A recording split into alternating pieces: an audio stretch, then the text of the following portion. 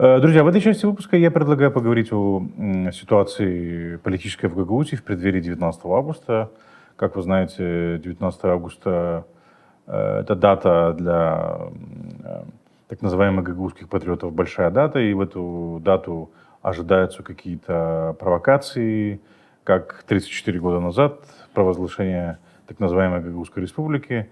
И есть опасения, что его на этот раз готовят какие-то мероприятия подобного рода. Учитывая, что Гагаузия захвачена преступником Илоном Шором. Поговорить об этом я предлагаю, и не только об этом, я предлагаю с нашим частым гостем, экс-депутатом Народного собрания Сергеем Черневым. Господин Чернев, приветствую вас. Здравствуйте. Добро пожаловать. Ну, давайте с вопроса, который мы с вами обсуждали в предыдущих передачах, о ситуации в Народном собрании. Что вообще происходит в Народном собрании и куда делась оппозиция? Такое ощущение, что Народное собрание как-то стало таким аморфным органом, где вообще даже не обсуждается вообще ничего. Или это ложное впечатление? Ну, знаете, Михаил, как я вам скажу, оппозиции там, как я говорил в прошлый раз, когда была попытка снятия председателя Народного собрания, если бы господа социалисты сделали это быстро, у них бы это получилось. Но они дали господину Константинову чуть-чуть время как бы для маневра, где он сумел перекупить вот этих людей, которые голосовали бы против него. А вы хотите сказать, что они намеревались с него снять? Там да, было они желание? намеревались сначала поменять президиум. Как только поменялся бы президиум, это автоматически бы повело бы за собой смену председателя Народного собрания. Почему? А где они не доработали? Не доработали они чуть-чуть, они упустили время. И вот Константинов, старый лис, который воспользовался ситуацией и который быстренько перекупил депутатов, сомневающихся, которые сомневались, их перекупил. А некоторым перегрозил должностями. И он сказал, вот эти должности вы пока занимаете, получаете зарплату, как только меня не будет, значит не будет и вас. Вот так. Когда я сказал, перед этим он куда-то пропал, вернее всего, он полетел в Москву, взял денег у Шора и решил свои вопросы. Подключился Шор, подключились как бы его здесь сторонники, приспешники. Я думаю, что вопрос решился таким образом. Что касается господина Тарнавского, которого сейчас почему-то повторно пытаются снять. Да, они вытаскивают повторно. Мне эта ситуация напоминает 2014 год. Помните, когда был у нас вот этот референдум, когда суд отменил раз, отменил, по-моему, второй раз, и они перед этим еще раз собрались ночью и приняли. То есть они дублируют эти решения? Они дублируют эти решения, но получается тут тоже где-то не отрабатывает центральные власти, не отрабатывает судебная система. Почему? Если человека раз сказали, что вот это ты делаешь сегодня неправильно, то он, уже зная это, что он делает неправильно, он идет обратно по новой на эти совершения на вот таких действий. Ну хорошо, по процедуре центральная власть может через канцелярию еще раз опротестовать это решение. Ну, понимаете, это получается игра в пинг-понг. Они же не могут арестовать весь все Народное собрание. Михаил, я не спорю. Тут получается какой-то коллизия, или как она правильно сказать, закона. В чем тут получается смысл? Человек нарушил раз закон, ему сказали, ты делаешь неправильно, нарушает второй раз, нарушает третий раз. Это надо предусмотреть какой-то нормативный акт или какой-то механизм, который вот это дело не должен повторяться. Если сегодня ты нарушил один раз, и тебя за это не наказывают, это не значит, что ты должен повторять это еще раз. Но они же то же самое сделали с этим законом о патентах, если вы помните. Канцелярия его отменяла через суд, они его принимали заново. Канцелярия отменяла через суд, они его принимали. У них это такое ощущение, что излюбленная практика. Нет, вот я говорю, именно надо выразить механизм. Там получается не мытьем, так катанием они берут. Да. Но и есть такое понятие, как коллективная ответственность. Есть с кого спросить, некому ответить. Чем очень грамотно пользуются вот эти наши депутаты сейчас. Ну, я бы не сказал грамотно, они просто в наглую это пользуются. В наглую. Почему? Потому что есть прорехи в законе, которые они пользуются. Вот это, пока не поменяется система, они будут делать так. Но если сегодня если правильно делать и делать именно по закону, если человеку ему сказали, что вот это неправильно, он принял еще раз, это надо принимать какие-то меры в отношении этих депутатов. Хорошо, а почему они снимают Тарнавского опять? Там же идет судебная система, судебное разбирательство еще. Почему? Не должно быть Тарнавский имел доступ к финансовой системе. Тарнавский очень грамотный депутат, который понимает то, что они делают. И сегодня они так он может это дальше понимать, не будучи заместителем председателя. Ну, понимаете, есть документы, которые к нему попадают, которые он требовал, которые как заместитель он видел, что творится. Сейчас у них идет очень много утечки информации с исполкома, с Народного собрания. И они пытаются отгородить прячутся от всех, и как бы ловят, ищут врагов, ищут вот этих, кто сдает информацию, кто вытаскивает, не сдает информацию, а кто вытаскивает информацию до людей, доводит. Вот они от них избавляются.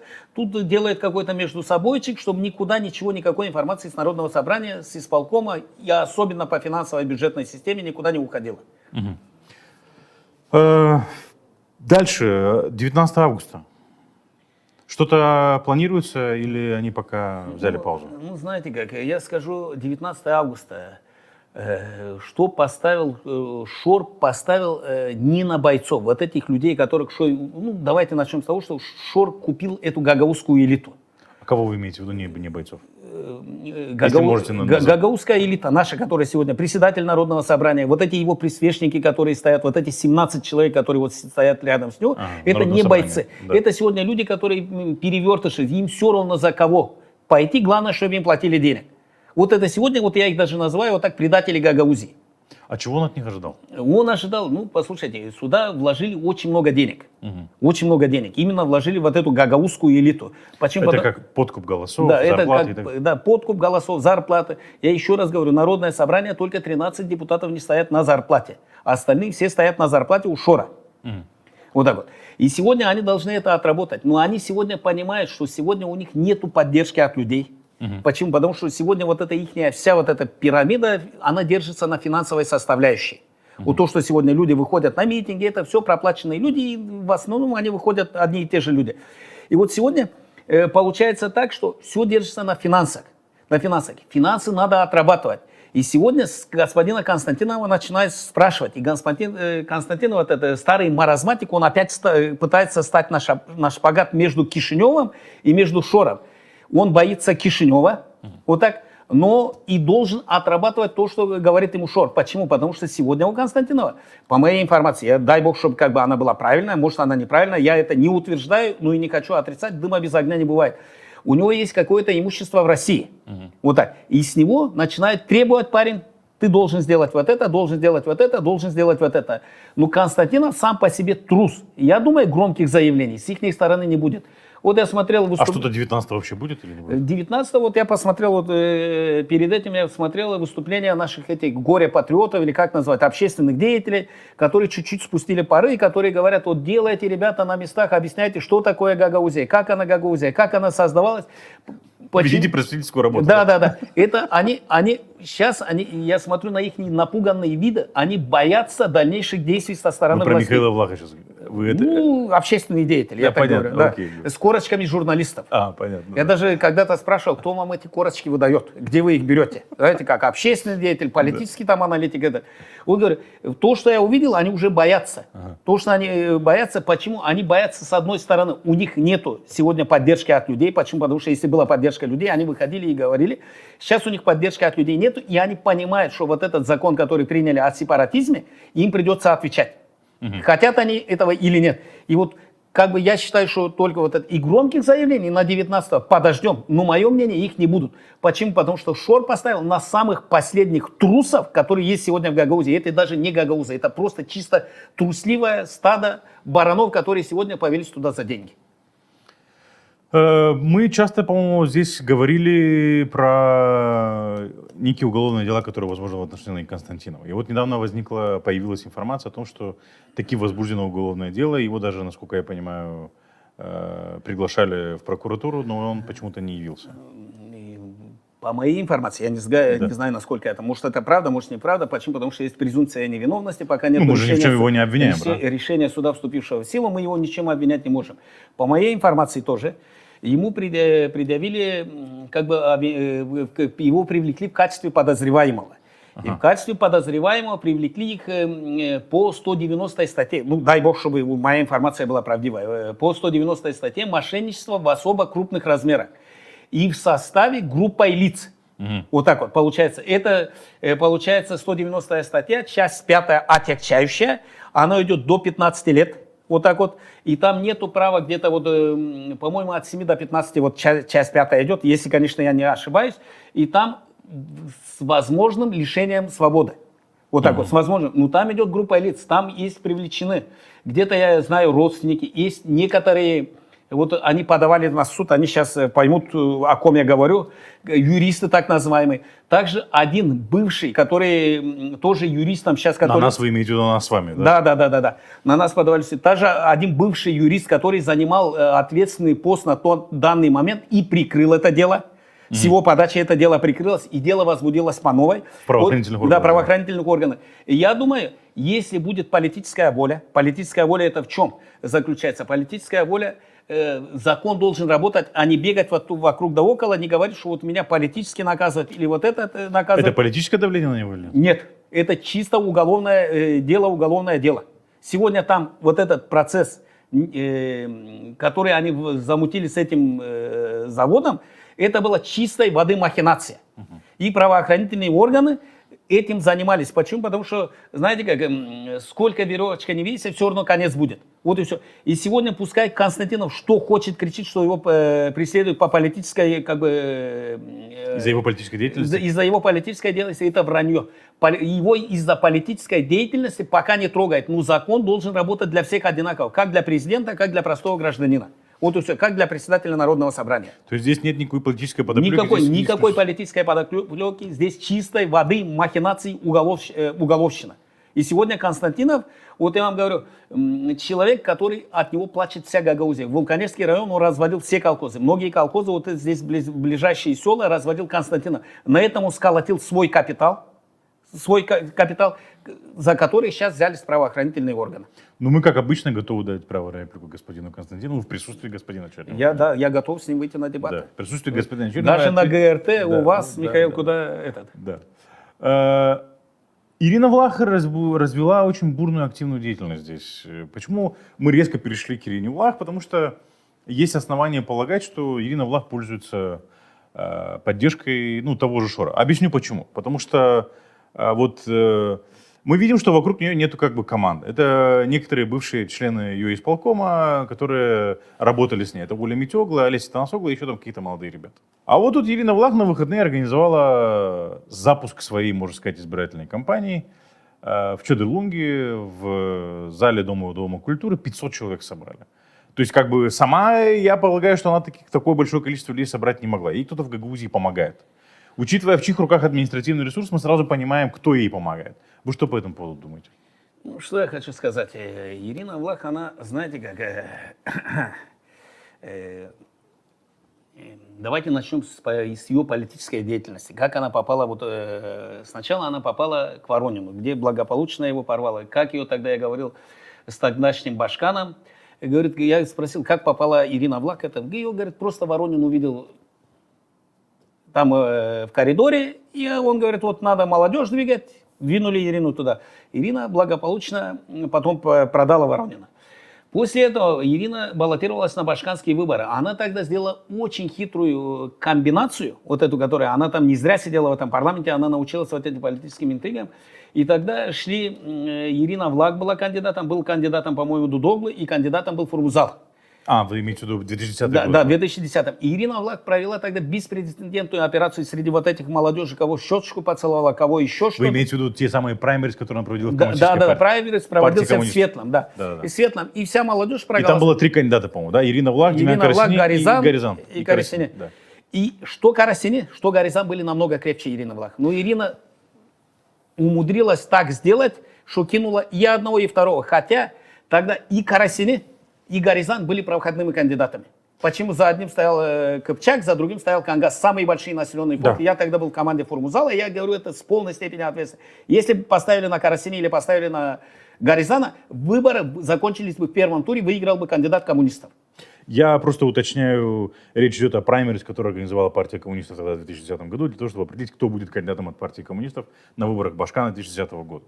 И праймерис партии коммунистов провелась для Светлом, и участвовали, и Ирина Влах об этом пишет в своей книге, там участвовали Гаризан, Карасини и Ирина. Гаризан, где Ирина обхитрила. И тогда фаворитами считались Гаризан и Карасини, но не Ирина Влах. Любой из них выиграл бы эти выборы. Любой бы выиграл. Я не знаю, почему Воронин повелся тогда на этот и поставил на Ирину Влах. Так сейчас ей кто-то помогает?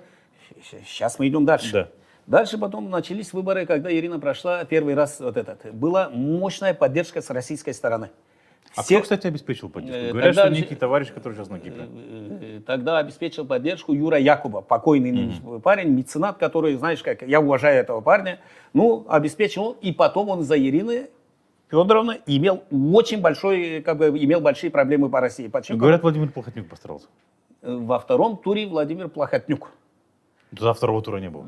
Не. Во второй раз вот Владимир Плохотнюк, первый раз Владимир Плохотнюк договорился, она пошли первый тур, а во второй тур она Плохотнюка благополучно кричала: мы запрягем осликов и езжайте. Вот это было второй раз, как бы это уже в каком году это было? 15-й, это 19-й или какой он был?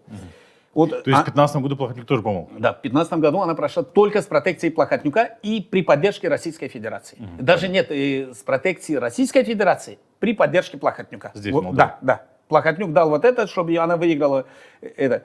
А в 2019? В 2019 уже получилось так, что Ирина Влах просто эти выборы натянула. Ну, тогда как раз в 2019 году выборы шли, и как раз были вот эти вот протесты в Кишиневе, когда Плохотнюк Протесты в Кишиневе, Плохотнюка стал на лыжи Плохотнюк, и Да. Ирина Влах выиграла вот эти выборы. Да. Что сейчас творится у Ирины Влах? Ирина Влах была у Шора.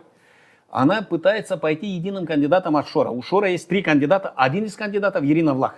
Не буду озвучивать других двоих. Ирина Влах пытается стать фавориткой. Она объясняет. Там Шору говорит, что вашего кандидата будут снимать.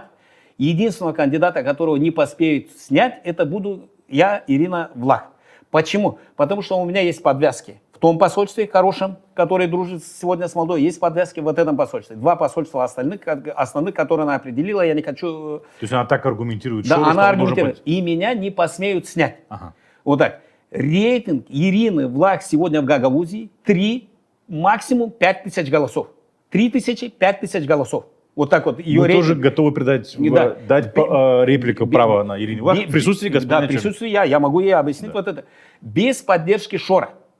И сегодня вот это то, что организовано было сегодня в Чадрлунге, это организовал Шор. Посмотрите на вот эти лица, которые там сидят в зале. Это одни и те же лица, ББР, бабки быстрого реагирования, которые сегодня ходят на митинги, ходят на все мероприятия Шора, и тут же их загнали как стадо туда, в этот зал, чтобы Ирина Федоровна сделать массовку. То есть если будет вулканеш, это будут те же самые люди? Если будет вулканеш, то будут те же самые люди будут здесь. В Камрате, те же самые люди и здесь в Чадрлунге. Вот это есть круг людей, ББР, бабки быстрого реагирования. Или ДБР, дедушки быстрого. ББР, они бабки быстрого реагирования, там в основном бабушки. Вот так. И тут, получается, у нас от Гагаузии идут 2 кандидата. Да. 2 кандидата. Ирина, кандидат номер 1, кандидат номер 2, которая пошла грязня между ними. Сейчас драка пойдет за Гагаузию. Вот так за Гагаузию. Почему? Потому что Гагаузия сегодня и один, и второй пытается доказать, что Дадон, что Шор, что это их вотчина Гагаузия. Вот они пошла борьба за Гагаузию. Но сегодня вот эти оба кандидата, я говорю, как бы это мертворожденные кандидаты. Почему? Вот объясняю почему. Потому что они здесь, в Гагаузии, они доказывают, что они чистые гагаузы. В Кишиневе они заявляют, что они чистые молдаване. Здесь они говорят, мы сегодня пророссийские, там они говорят, мы сегодня проевропейские. Получается, вот эти вот люди с нетрадиционной ориентацией, понимаешь, тут не можешь... Да, политическая ориентация. Не можешь понять, они он, она или оно. Вот так вот получается, вот именно то, что вот сегодня я вижу эти кандидаты. И оба кандидата непроходные. Сегодня идет борьба за Гагаузию. Гагаузия, почему? Гагаузия при самом хорошем малом раскладе дает 45 тысяч голосов. 45 тысяч голосов они могут дать левому флангу. Левому флангу это уже автоматом 3 мандата. Еще 15 тысяч голосов можно набрать где-то по стране, и ты уже проходной, 4% проходной балл. Вот они, вот и за что идет сейчас борьба. А Стояногу здесь не появляется, договорились? Нет. Почему? Потому что, знаете, как сейчас, еще не началась официальная предвыборная гонка. Они понимают, что эти выборы проиграют. Нету слевого толку, нету хорошего кандидата, и чуда ждать не приходится. Сегодня Санду, хотят они, не хотят, Санду выиграет с первого тура. С первого тура она возьмет, я говорю, 55% плюс-минус 3% погрешность, которую я говорю. И вот то, что Стояногlu, как бы не глупый человек и Ирина Влах, они понимают, что им это здесь ничего по стране не светит. Борьба идет за парламентские уже выборы. На парламентские выборы, это репетиция парламентских выборов, чтобы кого-то включили в первую десятку, дальше проходные списки. Господин Черев, я благодарю вас, что пришли к нам в эфир и прокомментировали ситуацию быстро, но зато четко и это самое, что называется, клар, да, четко и понятно. Спасибо большое. Все, дай бог. До свидания.